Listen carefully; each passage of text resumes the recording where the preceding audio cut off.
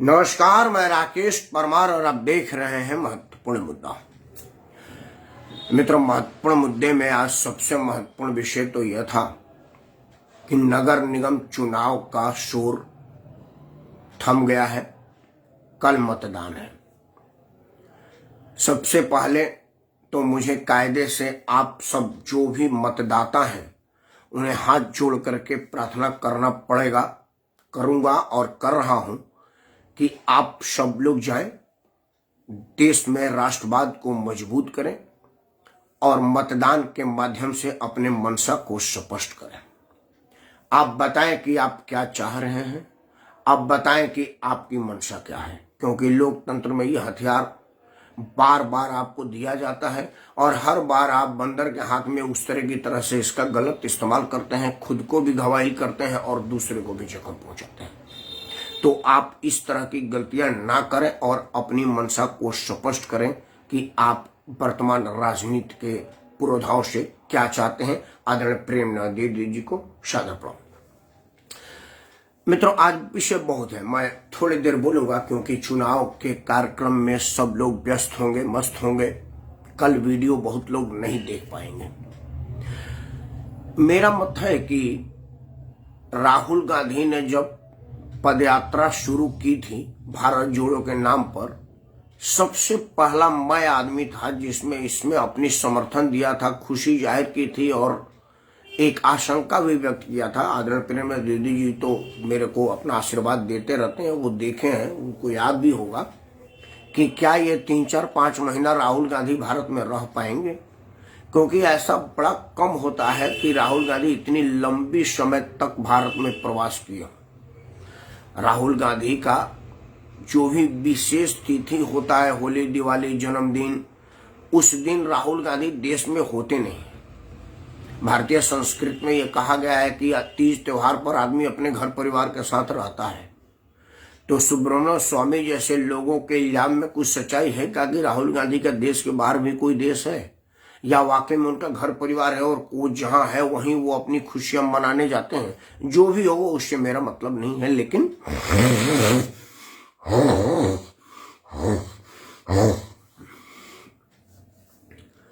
राहुल गांधी ने इतने दिन तक भारत में रह करके जो सुर्खियां पाई हैं, जो उपलब्धि पाई है, उस पर चर्चा जरूर होना चाहिए।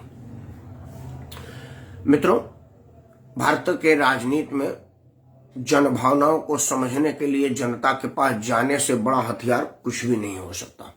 आप जब तक जनता के पास नहीं जाएंगे तब तक जनता के भावनाओं को नहीं समझ पाएंगे। राहुल गांधी या उनका पूरा परिवार कभी भी आम जन के बातों को कैसे जान पाता, जबकि उनसे उनका कभी वास्ता रहा ही नहीं। सवाल यह है कि मोतीलाल नेहरू ही अपने जमाने के वरिष्ठतम वकील थे, सबसे महंगे वकीलों में से थे। उन्होंने पंडित जवाहरलाल नेहरू को बड़े नाजोवादा से पला था, आम जन से उनका कोई वास्ता था नहीं। उनकी बेटी इंदिरा गांधी प्रधानमंत्री की बेटी थी, तो प्रधानमंत्री की प्रधान समस्या जो होती है वो उसी में लिप्त थी, मतलब अपने ही में। उनको भी आम जन से क्या मतलब। हमारे गांव देहात में कहा जाता है कि जाओ के पांव न फटी बेवाई सो का जाने दर्द पराई। तो उन लोगों के पांव में बेवाई नहीं फटा तो उनको इस बात की जानकारी क्या होगी कि बेवाई का क्या मतलब होता है। उन्होंने तो सोचा होगा कि ये कट लगा है, ठीक हो जाएगा, लेकिन उन लोगों नहीं था। परिवार में पहला आदमी जमीन पर उतरा है और पैदल चल रहा है और लोगों को अपने साथ चला रहा है, तो उसको इस बात की समझ होगी। लेकिन मित्रों, जैसा कि मेरा हेडिंग है कि राहुल गांधी का पदयात्रा, भारत जोड़ो यात्रा शंकर जी के बारात की तरफ से होता जा रहा है। मैं भगवान शंकर का नाम इस्तेमाल करने के लिए भगवान भोलेनाथ से क्षमा मांगता हूं और उनके सारे अनुयायियों के सामने शीश झुकाता हूं। उदाहरण के लिए मैंने दिया, जैसे शंकर जी के बारात में भूत, पिशाच, नाग सब उनके साथ चलते थे। तो शंकर जी की बाराती थी, माँ गौरी की माता जी बड़ी डर गई कि भाई ये हमारे गांव में कहता है कि बसा बोले चढ़ चल महादेव गलवा में लगदर सांप हो। तो अब जब जिसके गले में फुनकार मारता सांप होगा, उनकी साली सूरज कैसे आएंगी। तो उसी मतलब हमारे यहाँ गीत बहुत बढ़िया गाया जाता है, मुझे वो बहुत ध्यान नहीं, इसलिए मैं नहीं कह रहा हूँ। राहुल गांधी की पदयात्रा भी उसी तरह की हुई है। राहुल गांधी भारत जोड़ने के लिए जिस दिन शुरुआत किया उस दिन उनका जम्मू कश्मीर डिवीजन गुलाम नबी आजाद के नेतृत्व में अलग हो गया। उसके बाद उन्होंने जब दूसरा दिन का शुरुआत किया तो गोवा का डिवीजन अलग हो गया। कुछ दिन पदयात्रा और बढ़े तो मणिपुर पूरा का पूरा कांग्रेस भाजपा में मिल गया। मतलब ये भारत जोड़ो यात्रा है या कांग्रेस तोड़ो यात्रा है, मैं इस पर कंफ्यूजन में 2 वीडियो बना चुका हूं, इसलिए उसको यहां पर नहीं लूंगा। आज लूंगा कि भारत जोड़ो यात्रा में राहुल गांधी किन किन लोगों को अपने साथ लेकर के चल रहे हैं। सबसे पहले उन्होंने अपने कांग्रेस में नए नियुक्त शामिल किए कन्हैया कुमार को बैठाए, जिस पर यह इल्जाम नहीं या भरोसा है कि उसने भारत तेरे टुकड़े होंगे इंशाल्लाह इंशाल्लाह का जेएनयू में नारा दिया था और उसको इंडोर्स कर रहा था। भारतीय संस्कृति को तहस नहस करने में उसका योगदान किसी भी मुगल से ज्यादा है। वह यात्रा में शामिल था। उसके बाद देश में नक्सली आंदोलन के लिए कुख्यात चेहरा राहुल गांधी के यात्रा में शामिल था। ओपन सेक्स की हिमायत करने वाली अभिनेत्री ने भी उनके साथ कदम चाल किया, जिसने कहा कि शादी किस लिए किया जाए, यह एक बंधन है और अगर सेक्स के लिए शादी किया जाएगा तो ये किस किताब में लिखा है, हम इस बात को मानते नहीं है। राहुल गांधी उसके कंधे पर हाथ रख करके पदयात्रा में सहचर्य की तरह से घूम रहे थे। मतलब राहुल गांधी के पदयात्रा में वो सब चीज हो रहा है जो कांग्रेस के मान्य मान्यताओं के बिल्कुल विरोध है, उलट है, और उसमें कांग्रेस हमेशा दलदल में फंसती आ रही है, गर्त में जा रही है। उसके बाद राहुल गांधी रहे गाहे बगाहे हमेशा भारतीय जनता पार्टी के पिच पर खेलने के लिए आ जाते हैं। राहुल गांधी को यह समझ में नहीं आता कि वो बोलते क्या है। आदरणीय प्रेमनंदन दीदी जी ने आज अपने फेसबुक में लिखा था कि राहुल गांधी का यह सोच बड़ा बचकाना है, जिसमें उन्होंने हे राम, सीताराम और राम राम को अलग किए हैं। मतलब मैं समझ नहीं रहा हूं कि उन्होंने ऐसा क्या कहा, उसमें क्या अलग है। हे राम में क्या अलग है, जय श्री राम में क्या अलग है, राम राम में क्या अलग है, ये बात मैं भी नहीं समझ पा रहा हूं। उसमें किस चीज में वो अलगवाव की बात कर रहे हैं। गाए बगाए राहुल गांधी महिलाओं पर कहते हैं कि आरएसएस में कोई महिला नहीं है, तो महिलाओं के लिए उनको भी पता नहीं है कि संगनी डिवीजन आरएसएस का बड़ा मान्य और पुराना है और दुर्गा वाहिनी उसी की एक संस्था है जिसमें महिलाओं के द्वारा ही महिलाओं के कल्याण और महिलाओं का काम किया जाता है। वो पूर्णतः महिलाओं के हाथ में होता है। उसका पूरा का पूरा नाम ही दुर्गा वाहिनी है। राष्ट्रीय स्वयं संघ की वो एक संस्था है, उसी की है। राष्ट्रीय स्वयं संघ पुरुषों के लिए है और दुर्गा वाहिनी माताओं बहनों के लिए है। वो संघ ही है। राहुल गांधी को इसकी डीपली ज्ञान नहीं है। खैर, राहुल गांधी गाहे बगाए भाजपा के पिच पर आ जाते हैं। मतलब वो हिंदुत्व, धर्म, इन सब बातों पर चर्चा करने लगते हैं और भाजपा यही चाहती है कि आओ तो मेरे पिच पर। टेस्ट मैच में हम लोग भी थोड़ी बहुत गली क्रिकेट खेले हैं। टेस्ट मैच में कोच समझाते थे कि भाई, क्योंकि वो तब T20 मैच तो था नहीं, जब हम लोग बचपन थे और हम लोगों को क्रिकेट के लिए सिखाया जाता था तो कहा जाता कि बॉलर के गलती कराने का मौका दो, फ्लाइटेड गेंद दो, उसको ललचाओ ताकि वो स्टेप आउट करके छक्का मारे और बाउंड्री पर खड़ा हमारा प्लेयर उसको कैच पकड़ ले। और अगर कहीं छक्का मिस हो गया तो स्टंप पे विकेट कीपर उसको पकड़ेगा, स्टंप आउट करेगा। तो बैट्समैन को ललचाने के लिए फ्लाइटेड गेंद दी जाती है। उसी तरह से राहुल गांधी भाजपा के गुगली में फंसते हैं, फ्लाइटेड में आते हैं और बोल्ड और कैच आउट या स्टंप आउट हो जाते हैं। फिर कहते हैं कि हमको धर्म में फंसा रहे हो, धर्म में उलझा रहे हो। राहुल गांधी अगर अपने पदयात्रा को भारत जोड़ो को सिर्फ भारतवासियों से मिलने तक सीमित रखते, अगर राहुल गांधी मुझसे पूछते कि भाई भारत यात्रा में मैं क्या करूं, तो मैं उनको बोलता कि सबसे पहले आप किसी नेता को अपने साथ मत चलने दो। किसी भी विवादित शख्सियत को अपने कार्यक्रम के आजू बाजू भी ना फटकने दो। आप बोलो कि मैं यह यात्रा भारत जोड़ने के लिए निकला हूं और भारतवासी से मिलूंगा, भारत के लोगों से मिलूंगा। उनको श्रद्धेय चंद्रशेखर जी की पदयात्रा का ड्राफ्ट मंगवा लेना चाहिए था और श्रद्धेय चंद्रशेखर के पदयात्रा के मोटो को समझ लेना चाहिए था। जब उन्होंने उनके दादी जी के सत्ता सरकार को पलटने के लिए भारत यात्रा किया था और करीब करीब पलट दिया था, वो संजय गांधी ने चौधरी चरण सिंह के माध्यम से उस पूरे के पूरे मुहिम को ही कमजोर कर दिया। नहीं तो उसी वक्त पटकनी दे सकता था। चंद्रशेखर जी ने बहुत बड़ा काम कर दिया था। चंद्रशेखर जी उस पूरे यात्रा में किसी नेता के सहभागिता पे आश्रित नहीं रहे। वो आम जन से मिले और पूछे कि आपकी क्या समस्या है, हम दिल्ली जा रहे हैं सरकार बदलने के लिए और हम आपके समस्याओं को एड्रेस करेंगे।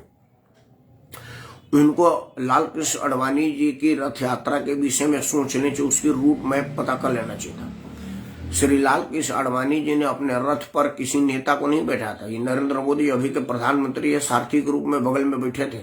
मतलब उनकी हैसियत बिल्कुल छोटे अदना सा था। ये भारतीय जनता पार्टी है कि रथ का सारथी देश का प्रधानमंत्री बन सकता है, या भारतीय जनता पार्टी का संस्कार है राहुल गांधी को आडवाणी जी की रथ यात्रा से सीखना चाहिए था। उन्होंने भी भारत में रथ यात्रा निकाला था। वो बुजुर्ग आदमी थे, पैदल नहीं चल सकते थे, लेकिन भारत के जनता के बीच गए। उनका संदेश था कि हम मंदिर बनाएंगे, आप हमको समर्थन दीजिए। उसमें उन्होंने नेताओं को अपने साथ नहीं लिया। राजीव गांधी अपने अब तक के रथ यात्रा में पद यात्रा में उन्होंने कोई संदेश कहीं नहीं दिया कि वो किस लिए दौड़ रहे हैं। पूरे यात्रा में जनमानस से ना तो वो कुछ ले रहे हैं, ना ही जनमानस को कुछ दे रहे हैं। यह बड़ा आश्चर्य का बात है। पूरे पद यात्रा का लोगों भी यह है कि भाई किस मोटो से आप पद यात्रा कर रहे हैं, यह नहीं स्पष्ट है। भारत को जोड़ने चले तो भारत को जोड़ने के तो आपको चटगांव से यात्रा शुरू करना चाहिए था। आपको मुजफ्फराबाद से पद यात्रा शुरू करनी, क्योंकि वो दो क्षेत्र भारत से छिटक करके अलग हो गया है। उससे भी बढ़िया जाते तो आपको लाहौर, पेशावर और वहां से करना चाहिए था। अक्साई चीन से करना चाहिए था, जो आपके पूज्य पिताजी के नाना जी के रहते हुए अक्साई चीन के कब्जे में चला गया था। भारत के वर्तमान भूभाग में जहां टूटन नहीं है, उसमें जूटन का क्या मतलब है, मैं समझ नहीं पा रहा हूं। आपका मोटो ही गलत है। मतलब मैं रात के 10 बजे बोलूं और मैं टीवी में बोलूं कि देखिए सूर्य की तपतपाती धूप में बैठ करके मैं बात कर रहा हूं, तो लोग कहेंगे पगला गया क्या, 10 बजे रात में धूप कहां से निकला, मेरे से बोल रहा है। तो यह राजीव गांधी जी के पुत्र राहुल गांधी, राजीव गांधी जी को विरासत में मिली थी सरकार, लेकिन उन्होंने बड़ा ईमानदारी से सरकार चलाया था। और मैं मानता हूं कि राजीव गांधी जी बेदाग राजनीति के धनी थे और वो बेदाग ही चले गए। ईश्वर उनके आत्मा को शांति दे। और ये दुखद देहांत से एक बहुत बड़े ओजस्वी का निधन हुआ। लेकिन क्या राहुल गांधी तो उस वक्त उनके गोद में थे, उन्होंने उनके विषय में भी कुछ समझा ज्ञान किया क्या? वो जब भी जाते थे तो अपना संदेश देते थे। उनका संदेश था कि यह बहुत जरूरी है कि हम जब 1 रुपया भेजते हैं तो लोगों तक 15 पैसा पहुंचता है। वह बेईमानी की उससे बड़ा उदाहरण और सिक्योरिटी कोई नहीं हो सकती। आज बेशक भारतीय जनता पार्टी के लोग राजनीति करने के लिए, उनको नीचा दिखाने के लिए और अपने ऊपर दिखाने के लिए उस बात को कहते हो, लेकिन इतना उदार दिल और साफ गोई से सिक्योरिटी को मैं प्रणाम करता हूं कि श्री राहुल गांधी जी तो पूज्य पिताजी ने इतनी साफ गोई से उस बात को स्वीकारा था कि भ्रष्टाचार इतनी ज्यादा आकंठ तक डूब गई है कि मैं 1 रुपया भेजता हूं तो 85 पैसा बीच में लोग खा जाते हैं, 15 पैसा पहुंचता है। राहुल गांधी के पूज्य पिताजी ने कहा कि मैं बहुत बार सोचा, बड़ी मीटिंगें की, लंबे लंबे कार्यक्रमों के बाद मैं सिर्फ एक ही बात समझ पाया कि जब तक गांव के लोगों को, पंचायत के लोगों को सीधा आप अधिकार नहीं देंगे, उनको निर्णय लेने की बात नहीं छोड़ेंगे, तब तक इस देश का कुछ नहीं होने वाला। और आज पंचायती राज के रूप में जो ग्राम सभाएं मजबूत और सशक्त हुई है, उसका श्रेय राजीव गांधी जी को जाता है। राहुल गांधी अपने पूज्य पिताजी से भी कुछ नहीं सीखे। अब तक जनता को उन्होंने कुछ संदेश ही नहीं दिया कि भाई वो किस लिए पैदल चल रहे हैं। फिर लोग पूछेगा कि भाई डॉक्टर ने शुगर डिटेक्ट कर दिया है क्या, कि बोला है कि रोज 20-25 किलोमीटर पैदल चला करें ताकि शुगर नरम हो और आपका शरीर गर्म हो। तो अगर शुगर के लिए कर रहे हैं तो इतनी लाव लश्कर और सुरक्षा बल को काहे लिए परेशान कर रहे हैं भैया? आपका तो बंगला इतना बड़ा है कि अगर 4-5 चक्कर लगा देंगे 25-30 किलोमीटर हो जाएगी, क्योंकि 4-5 किलोमीटर के तक बंगला ही होगा। फिर रोड पर काहे परेशान है? दोस्त लोगों को क्यों दिक्कत में दे? और अगर आप जनता की भावना पूछने गए हैं तो किन किन जनता से मिला, उनकी समस्याओं को क्या पीछे, क्या उसका कोई रोड मैप या कोई उसका खाका तैयार कर रखा है कि भाई देशवासी की क्या समस्या है? अब तक के आपके पदयात्रा से सिर्फ यही देखने को मिला है कि रोज एक नई शख्सियत जो अपने आप में बदनाम है, जिससे लोग सेल्फी में आ जाने पर एडिट करके उसको हटा के तब उस तस्वीर को लगाते हैं। ऐसे लोगों के साथ आप गलबैया करके तस्वीर खिंचवाते हुए पदयात्रा कर रहे हैं। इससे आपका नुकसान ही होगा, मेरा यह आकलन है। अगर आप चाहते हैं कि आपकी भला हो तो ऐसे लोगों से दूर रहें। और अगर आप सुन रहे हो या आपका कोई फॉलोअर सुन रहा हो, जिसको ठेठ भाषा में चमचा बेलचा बोलते हैं, अगर कोई चमचा बेलचा मेरी सुन रहा हो, क्योंकि बहुत सारे बेलचे मेरे को देखते हैं और बहुत सारे चमचे मेरे को जानते हैं जो राहुल गांधी को सीधा संवाद करते हैं, और वो लोग मेरे फेसबुक पर हैं भी। तो उन लोगों से मैं अनुरोध करता हूं कि मजबूत विपक्ष मजबूत देश के लिए अति आवश्यक है। मैं बार बार कहता हूं कि नरेंद्र मोदी के दिल में इतना ज्यादा खौफ हो कि वह यह बात से हमेशा डरे सहमे रहे कि भाई तनिक भी सावधानी हटी, हमारे सीट के ऊपर दुर्घटना घटी।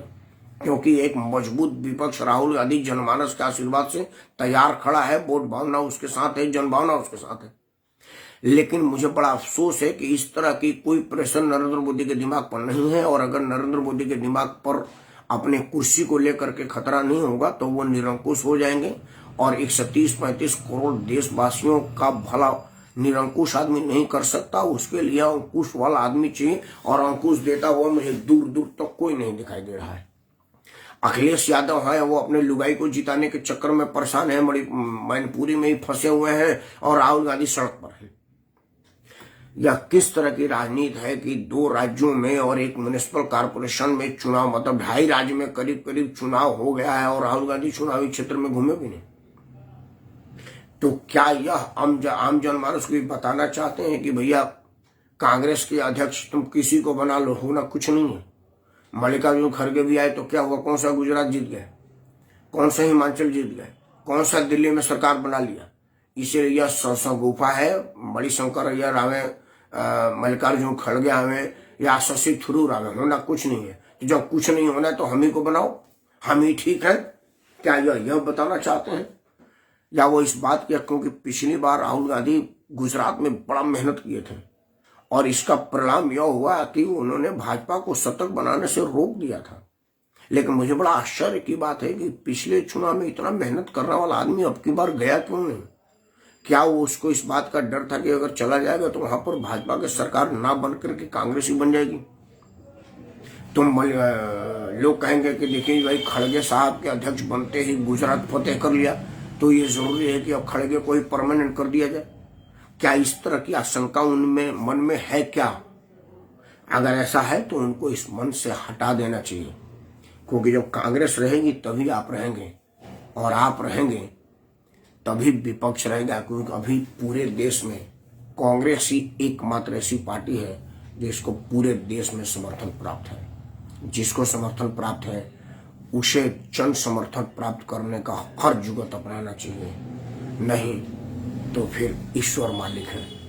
बड़े लोकतंत्र को भारी मनों से ये मैं कह रहा हूं कि आपका भगवान ही मालिक है, हम कुछ नहीं कर सकते हैं। हम तो सिर्फ ये करेंगे कि जय हिंद और वंदे मातरम।